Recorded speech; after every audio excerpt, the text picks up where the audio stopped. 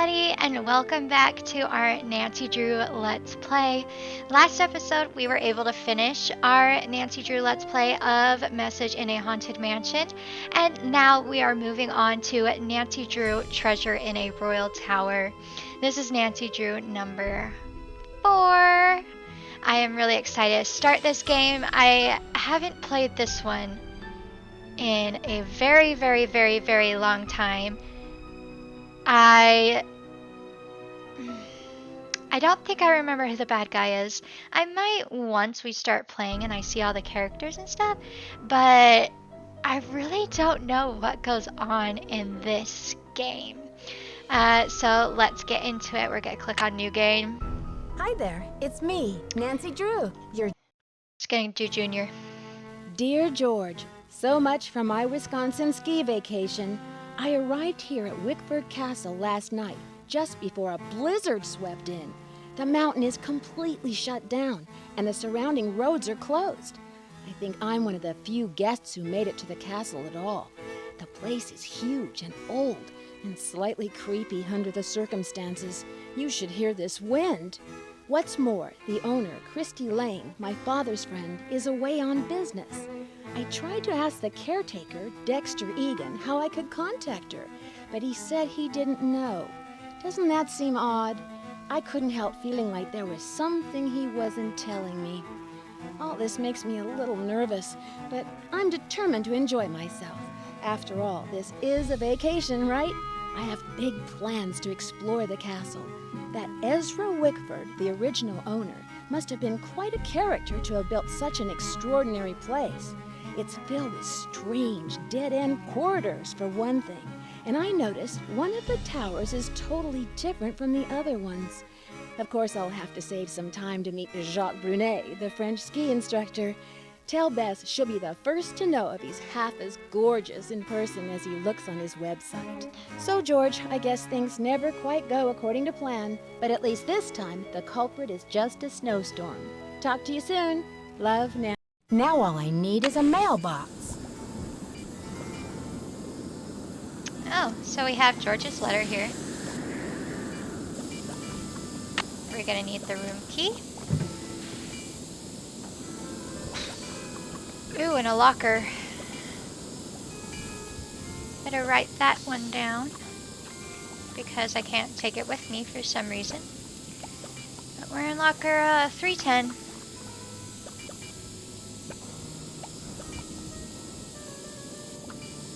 Combination 517.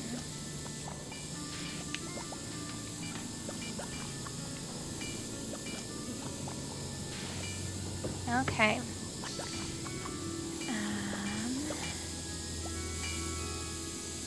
Can I look in that garbage can? No.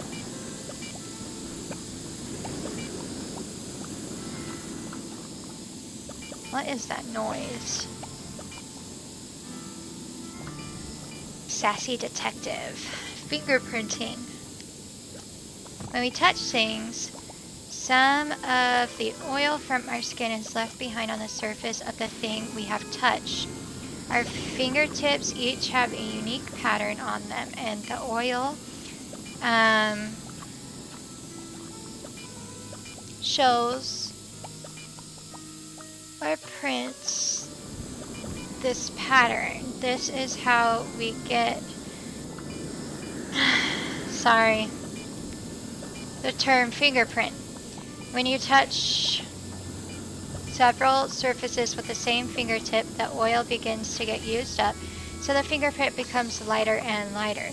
The most common method of discovering fingerprints is called dusting. When you brush the light powder over a surface, the powder or dust will cling to the oil left by the fingertips, revealing the fingerprints. Remember, fingerprints will appear darker or lighter shades depending on how much oil is present. Now, sassy detectives put 2 and 2 together and figure out how to determine a keypad access code.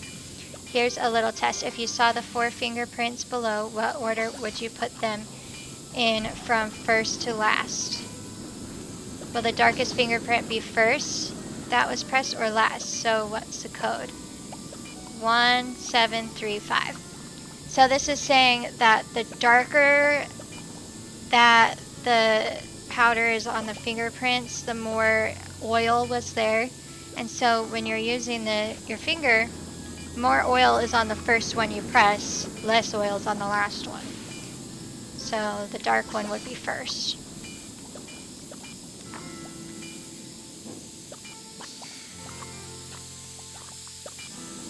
Sounds like the radiator is broken. That's the annoying sound there.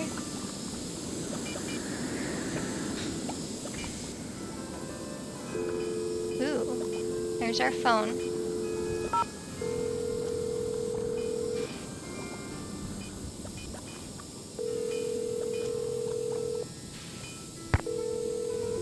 Nothing. Operator 0, I don't know why I would need to use that.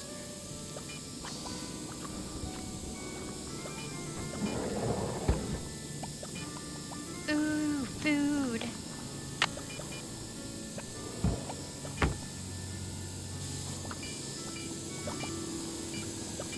There's Nancy's bag. Wickford Castle Vacation Resort.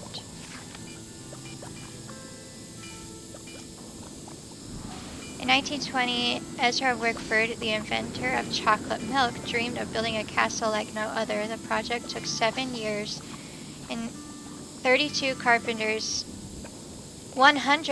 carpenters, and millions of dollars, but in the time it was done, Wickford Castle had become an architectural marvel. Then in 1945, Wickford mysteriously locked himself away in the castle and allowed the place to fall into a state of decline. After Wickford's death, the castle was closed down for many years, its fate unknown until it was finally inherited and reopened by his great niece Christy Lane in 1990.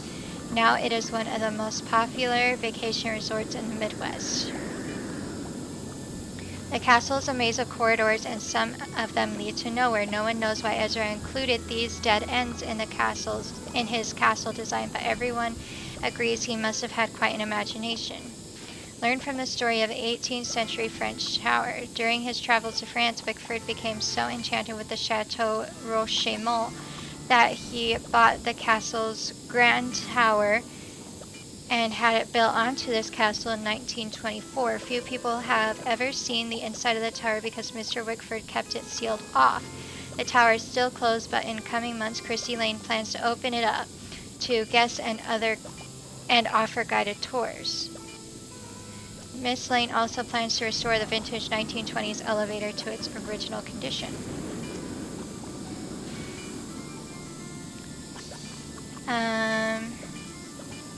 Miss Lane is grateful to the Wisconsin Historical Foundation for their support in this project.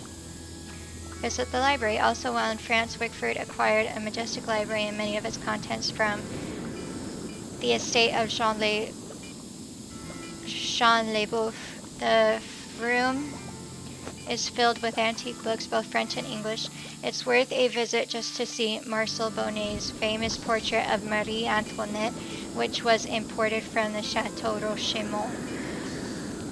Outdoor attractions were located just at the front of a scenic Butter Ridge. In the winter months, guests enjoy skiing on some of the best groomed slopes in the Midwest. In the warmer months, guests loved the hike to Butter Lovers Lake. The mountain fields are covered with the region's magnificent wildflowers. Look for lady slippers, skunk cabbage, black-eyed Susans, butterfly weed, devil's paintbrush, toad flax, and more. No matter how you spend your time at Wickford Castle, you're bound to have an adventure.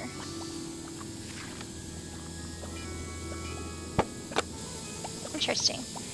I really like the fact that he actually brought a tower from France. And he was the inventor of chocolate milk.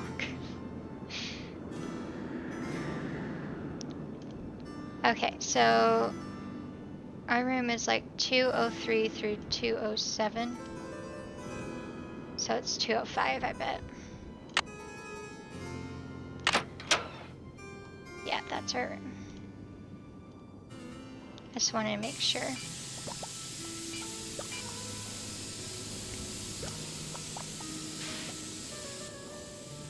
So room 205.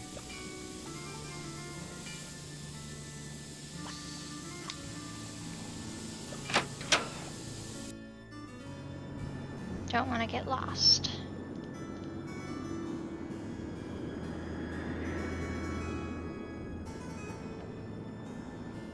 Okay, so here is the entrance.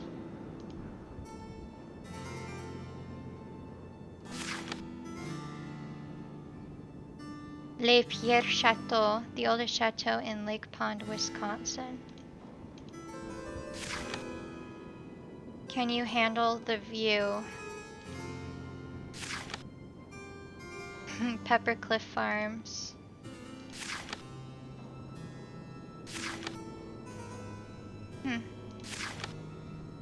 Wickford Castle.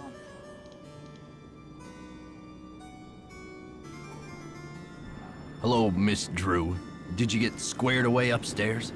Yes, thanks, Mr. Egan. My room is charming, but I think there's something wrong with my radiator. It hisses, and there's a clanging noise, too. Would you mind checking it out for me? Sorry about that inconvenience, but you're just gonna have to sit tight for a while. I'm the only one on duty while the owner's away, and around here it seems like even if it ain't broke, it still needs fixing. Last time I checked, there were only 24 hours in a day. And now to make matters worse, there have been a couple of incidents. What kind of incidents? Someone vandalized our historic library. Really turned the place upside down. The owner, Miss Lane, she's gonna be pretty upset. Why would anyone want to vandalize the library? I have no idea. I straightened up in there before check-in yesterday and everything was fine. Now it looks like a bomb went off. Books everywhere, and somebody hacked a big hole in one of the walls. What? I locked the place up and called the police, but who knows when they'll be able to get here. The police? Was anything stolen? I can't tell, but somebody's definitely after something. What else has gone wrong? Well, this Professor Hotchkiss just called me in a terrible flap, saying our room's been robbed. I went up there, but she wouldn't open the door to talk about it. Wouldn't even tell me what was missing. So what's she want me to do about it? Sounds like you're swamped, Mr. Egan. Is there any way I can help? Well, Hotchkiss has a pair of ski boots in the basement. The Frenchman's been working on them for her, but he won't deliver them. Says he's a ski instructor, not a bellhop. I hate to ask this, but if you could grab those boots and bring them up to her, it might smooth her feathers. Sure would smooth mine. Can you do something about my radiator? Sorry, not yet. So, how long have you been working here? A while. What about my letter? Okay. See ya, Mr. Egan. Bye, kiddo. Well, let us head downstairs. I'm not sure what way to go. Here's another person. Hi, I'm Lisa. Did you hear what happened? Someone broke into the library and vandalized it. Dexter locked it up. He's saying the culprit must be one of us in the castle. Can you believe it? Yeah, Dexter just told me the library is a disaster area and that it's totally off limits. Too bad, huh? I'm dying to see what they did to it. Don't quote me on this, but I think Dexter has an extra key to the library somewhere around his desk. I guess you've really got your finger on the pulse around here. Any other castle scandal I should know about? Oh, we got scandal, honey. Professor Hotchkiss is claiming she's been robbed, for one thing. But the real scandal is downstairs. His name is Jacques Brunet. What do you know about Professor Hotchkiss? Oh my gosh! Wait till you hear this! Hotchkiss is this nutty old woman who's always typing and talking to herself in her room. I was walking past her door earlier, and I heard her screaming that her room had been robbed. You said she's a professor. Do you know what she teaches? I'm really not sure. She just kept wailing, "My theory, my theory." I think she teaches history, or maybe a foreign language. I thought I heard a couple of French words pop out of her mouth. But don't quote me on that either. I only barely passed Spanish in high school. Habla español? Hardly. I'm just a humble photojournalist covering weird old mansions in the Midwest, and this place is one of the weirdest. Did you know Ezra Wickford, the original owner, shut himself away in here for like 50 years? I wonder why he was so antisocial. Creepy, right? I mean, Did we stumble onto the set of As the Castle Turns or what? Well, you probably want to get settled. I wonder what we're gonna do with ourselves while we're all cooped up in this place. I'll let you get back to your magazine. Stay warm. I don't know, maybe we should look around each room that we come across first. Because I feel like this place is really big and I'm gonna get lost. Maybe there's nothing to look at in here. There's a book. Major figures and events of the French Revolution. On July 14, 1789, an angry Parisian mob stormed and captured the old royal prison, known as the Bastille, I think. The mob was looking for weapons and ammunition. The governor was killed. The 7 inmates, one of them political prisoners, were freed. After the prison was overthrown, the thick walls were torn down. When told what had taken place, King Louis the 16th claimed, "Why, it is a revolt." "No, sir," was the reply. "No, sire," was the reply. "It's a revolution." And indeed, the first outbreak of violence marked the true beginning of the revolution. After July 14th, there was no going back. The mob who participated in the takeover later became known as the Les Vainqueurs de la Bastille. I don't know French. Jean Le Bourrouf, born to peasant farmers, Jean Le Bourrouf, became one of the commanders of the French Revolutionary War at the age of 22. He is best known for foiling Louis XVI and Marie Antoinette's attempt to escape Paris in June of 1791. After hearing rumors of their planned escape, Le Bourrouf organized troops to intercept the fleeing royal couple. The king and queen were captured at Varnes and escorted back to Paris as prisoners. The monarchy was finally overthrown in less than 14 months later. Le Bourrouf later became a general under Napoleon Bonaparte and a member of the new French aristocracy. He amassed great wealth and built a beautiful chateau that became known throughout the French upper class for its splendid library. They both died in the War of 1812. Ironically, the great general was not killed by enemy soldiers but by food poisoning that resulted from eating a can of rancid beef. The chateau remained in his name until the 1920s, when his then impoverished family was forced to sell off the estate.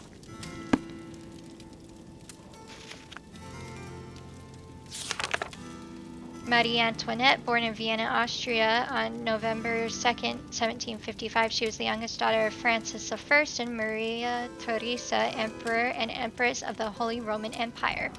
In 1770, as a young teenager, she was obliged to wed Louis XVI of France to symbolize an alliance between France and her parents' dynasty. The Habsburgs of Austria. 4 years later, Marie Antoinette became Queen of France when her husband was crowned King Louis XVI. As queen, her lavish lifestyle made her unpopular, while the commoners stood in bread lines praying for food. They cursed the queen, who was living comfortably in her grand palace. The people's discontent grew until full-scale revolution broke out in 1789. In 1791, it looked like the monarchy would not survive, and Marie sought assistance from other European rulers. It was arranged for the king and queen to escape to Paris on the night of June 20th, but the revolutionary forces apprehended the royal couple at Varnes on June 25th and escorted them back to Paris as prisoners. On August 2nd, 1792, the monarchy was finally overthrown. Marie Antoinette spent the rest of her life in Parisian prisons. Louis XVI was executed in orders from the National Convention in January 1793, and August the Queen was put in solitary confinement in the conciergerie. Marie Antoinette was brought before the Revolutionary Tribunal on October 14, 1793, and guillotined 2 days later. She was executed without proof of the crimes for which she was accused. The guillotine is uncertain.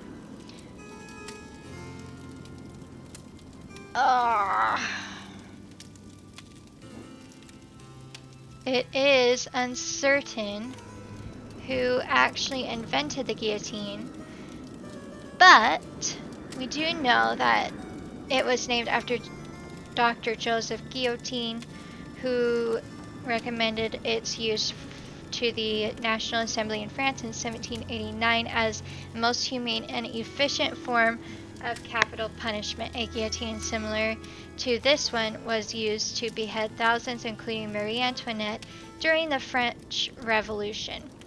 So I just want to know, so 1793 is when Marie Antoinette died, and in 1755 was when she was born. I just want to know how old she was when she died. She was 37. Not that old. Anymore. So we read that one, we read that one. Okay. Yep, that's it. So let's go downstairs.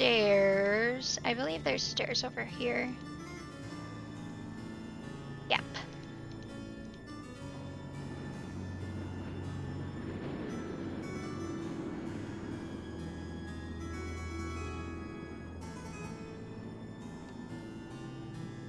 Ski rental.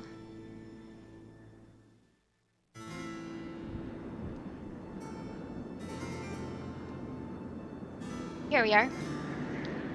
Let's hope he's here. He is. Bonjour, mademoiselle. Je m'appelle Jacques Brunet. So, what brings you to beautiful Wisconsin? Bonjour. Je m'appelle Nancy Drew. I'm here on vacation. What's your excuse? My excuse?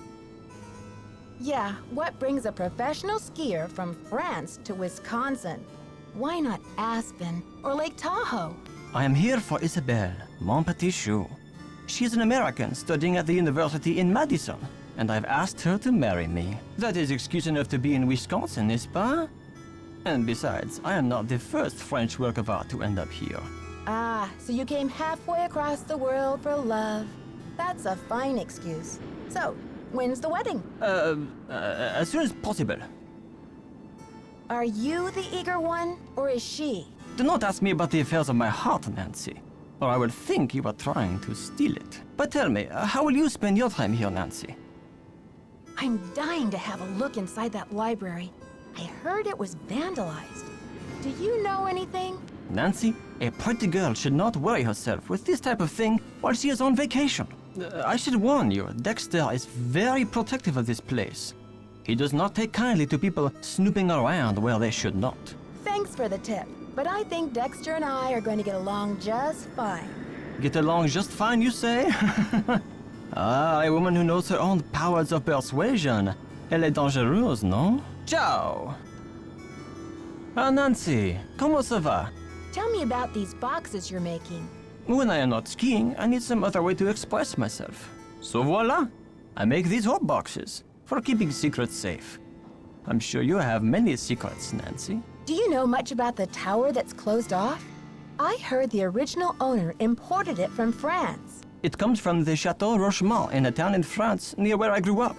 Marie Antoinette used to visit this tower when she was Queen of France. Until she lost her head in the revolution, that is. I need to bring Professor Hotchkiss her boots. Do you have them? Yes, I fixed her boots. But you should be relaxing by the fire, sipping cocoa, Nancy. Not running errands for Dexter. I'll talk to you later. Bye. Okay. So before we quit for today, I am going to run these boots to Professor Hotchkiss. Hopefully we can find her room quickly.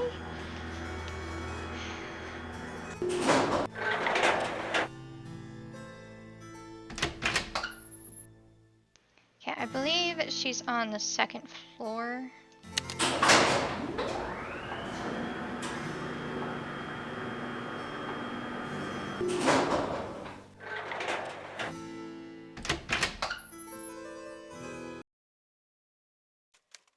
Yeah.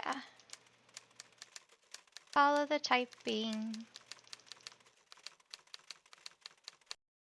Wrong way.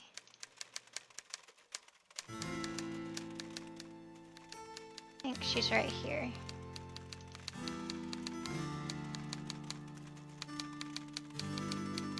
How do I get to it?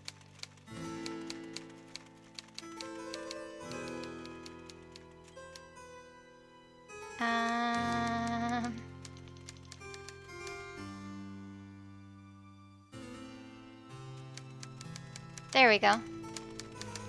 That one.